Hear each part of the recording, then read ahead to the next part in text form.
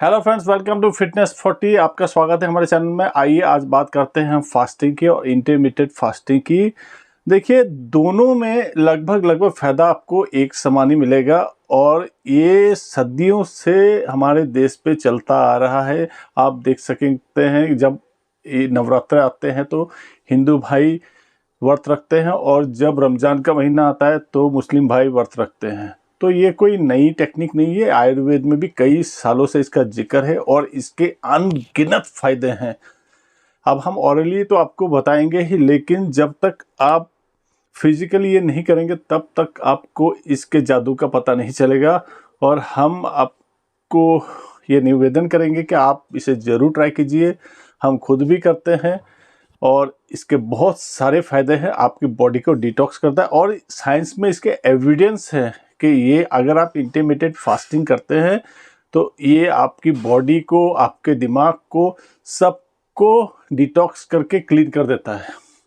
Intermittent fasting आप 2 दिन कर सकते हैं, 24 घंटे कर सकते हैं, 8 घंटे कर सकते हैं, 16 घंटे कर सकते हैं। वो आप पे डिपेंड है, आपको कौन से सूट करता है, आप उस हिसाब से कर सकते हैं। लेकिन जब भी अपने बॉडी के ऊपर कोई भी एक्सपेरिमेंट करना है, चाहे कोई भी हो, पहले अपने डॉक्टर से सलाह ज़रूर ले लें, उसके बाद ही अपने ऊपर वो एक्सपेरिमेंट करें। इंटरमिटेंट फास्टिंग में देखिए, आपकी बॉडी में जितने भी टॉक्सिन हैं वो सारे क्लीन हो जाते हैं और जो सेल्स हैं उनको बॉडी फोर्स करती है काम करने के लिए, जो कि जब आप खाना खाते हैं तब नहीं होता है। अगर आपको एक हेल्थी बॉडी चाहिए, बीमार मुक्त शरीर चाहिए, तो आपको ये 101% अपनी शेड्यूल में इंक्लूड करना ही चाहिए।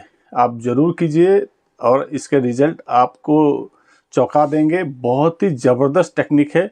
मैंने भी पहले सुना था और लेकिन मैंने किया, लेकिन मैं जब किया तब मैंने अपने बॉडी पे चेंजेस देखे, तो उसके बाद मैं ये वीडियो बना रहा हूँ, क्योंकि कहने में और करने में बहुत फ़र्क है। इसमें और एक चीज़ क्या आपको फ़ायदे दिलाएगी, अगर आपके शरीर में कोई बीमारी है या उसका कोई सेल बन रहा है और अगर आप फास्टिंग करते हैं तो वो सेल भी इसमें ख़त्म हो जाएगा। इसीलिए फास्टिंग बहुत ज़रूरी है, उसके अनगिनत फ़ायदे हैं।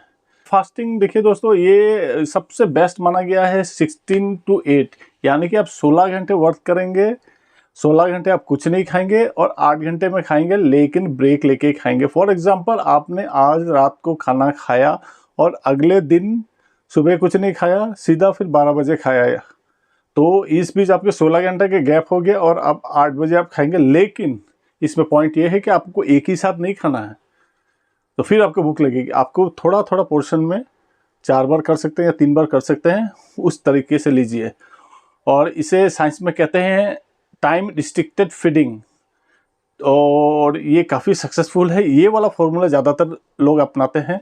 बाकी तो जितने भी है 24 आवर्स, 2 दिन या जितना भी है वो भी अपनाते हैं, लेकिन 16:8 according to science is one of the best. Fasting में जब आपकी बॉडी पूरी तरह से प्यूरिफाइड हो जाती है तो एक सेलुलर लेवल तक पहुंच जाती है, क्योंकि तब आपका पेट खाली रहता है और जितने भी सिस्टमेटिक फंक्शन हैं they are allowed to synchronize themselves. और सी लेवल देखिए, ये सबसे most fundamental level of organization है बॉडी का। तो एक सेल है, वो एक फंडामेंटल यूनिट है जिंदगी का, और इसके पास कैपेबिलिटी है अपने आप को रिप्रोड्यूस करने की।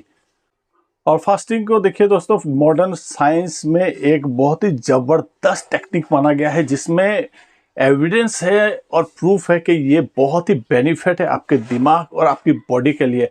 आइए जानते हैं सबसे one of the best benefits of the fasting और इंटरमिटेंट फास्टिंग। सबसे की जो बेनिफिट्स हैं, ये सबसे पहले आपकी लाइफ की लॉन्गेबिलिटी को बढ़ाता है और जो एजिंग है उसे डिले करता है। आप काफ़ी सालों तक ज़िंदा रह सकते हैं और भी, क्योंकि जब आपको बॉडी को एक ब्रेक मिलेगा, आपने सारी ज़िंदगी खाना खाया ही है, कभी आपने सोचा कि स्टोमक को भी ब्रेक देना चाहिए, और यही वो चीज़ है जहाँ से सारा कुछ भेजा जाता है।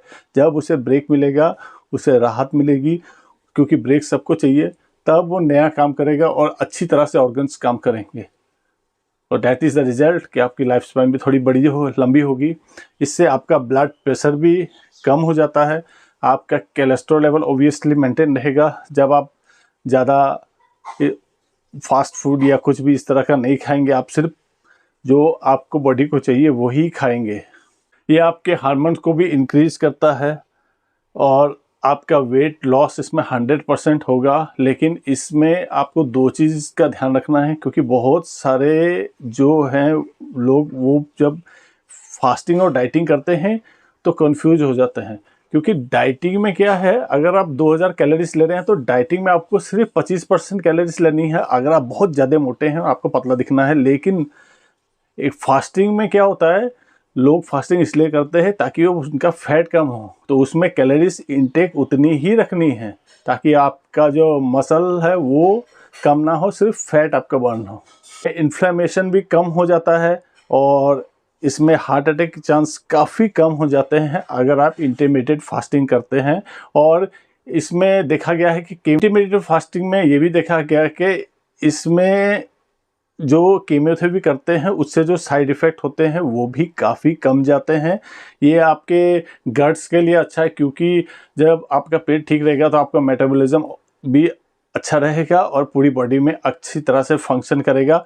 ये आपके कैंसर के चांस को काफ़ी कम कर देता है और ये न्यूरोट्रोपिक फैक्टर्स को प्रमोट करता है कि आप और प्रोडक्शन कीजिए। ये आपके इंसुलिन को डाउन कर देता है और ये आपके स्ट्रेस लेवल को भी डाउन कर देता है और ब्रेन को एक फ्रेश, जितनी उसमें फॉग जमी हुई सब कुछ हटा देता है।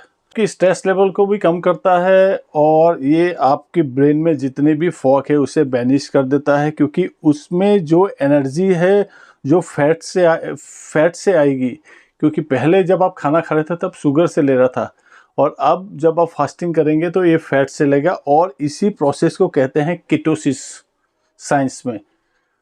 और जब आप इंटरमीडिएट फास्टिंग करेंगे ये आपके ब्रेन के हार्मोन को भी इंक्रीज कर देता है, जिसे कहते हैं BDNF यानी कि ब्रेन डिराइव्ड न्यूरोट्रोपिक फैक्टर, जिसकी डेफिशिएंसी अगर हो जाए तो एक आदमी डिप्रेशन में भी जा सकता है। और डिप्रेशन में क्या क्या होता है ये आपको पता ही है, ब्रेन का फंक्शन बिल्कुल ही ख़त्म ही हो जाता है, वो सोचने की शक्ति भी खो देते हैं और कई बार तो देखा गया है कि और भी कई सारे ब्रेन की प्रॉब्लम्स सामने आ जाती हैं।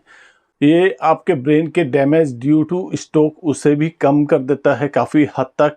और एक जो बीमारी है अल्जीमर डिजीज़ जिसे कहते हैं, यानी कि जैसे कि आपकी याददाश्त चली जानी, आप कई चीज़ें भूल जाते हैं, जिसे भुलक्कड़पन भी कहते हैं, ये उसे भी ठीक करता है। क्योंकि एक स्टडी की गई थी इंटरमिटेंट फास्टिंग को लेके टू ऑन रैट्स, जिसमें ये देखा गया कि जब उन्हें इंटरमिटेंट फास्टिंग में रखा गया तो उनके नए नर्व सेल्फ इंक्रीज हुए, यानी कि उनकी नई कोशिकाएं इंक्रीज हुई, जिससे उनका ब्रेन का फंक्शन और तेज़ी से काम करने लग गया।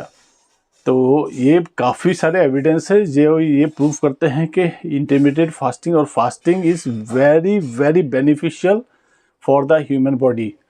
इसलिए आपको ये ट्राई करना ही चाहिए, क्योंकि जितना भी बोल लीजिए जब तक आप फिजिकली नहीं करेंगे इसकी मैजिक का आपको पता नहीं चलेगा।